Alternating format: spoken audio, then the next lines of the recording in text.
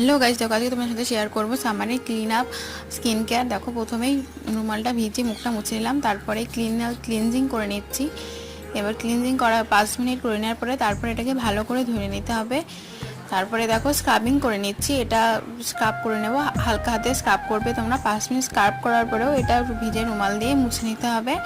দেখো এখনই দেখতে পাচ্ছ মুখটা কেমন চকচক করছে। এরপরে টোনার লাগিয়ে নিচ্ছি, টোনার পরে এবার লাগিয়ে নেব প্যাকটা লাগিয়ে নিয়ে এটাকে 10 মিনিট ওয়েট করতে হবে শুকিয়ে যাওয়ার জন্য। শুকিয়ে গেলে হালকা হাতে জল দিয়ে ভিজিয়ে এটাকে আবারও ভিজা রুমাল দিয়ে মুছে নিতে হবে। এবার দেখো তোমরা আমার স্কিনটা কীরকম চকচক করছে, তোমরাও করে নিতে পারো কিন্তু ঘরে বসে। সবসময় তো আমাদের পার্লারে যাওয়া সম্ভব হয় না, এটা ঘরে বসে ক্লিন আপটা খুব ভালো হয়। এটা ক্লিন আপটা করলে কিন্তু ইনস্ট্যান্ট একটা গ্লো পাওয়া যায় এবং ডেড সেলগুলো বেশ রিমুভ হয়ে যায়। তোমরা আমার এরকম সুন্দর সুন্দর ভিডিও দেখতে সাবস্ক্রাইব করতে কখনোই ভুলবে না। কিন্তু এবার ময়েশ্চারাইজার লাগিয়ে নেবো, তোমরা তোমাদের স্কিন অনুযায়ী ময়েশ্চারাইজার লাগিয়ে নেবে। দেখো আমার স্কিনটাকে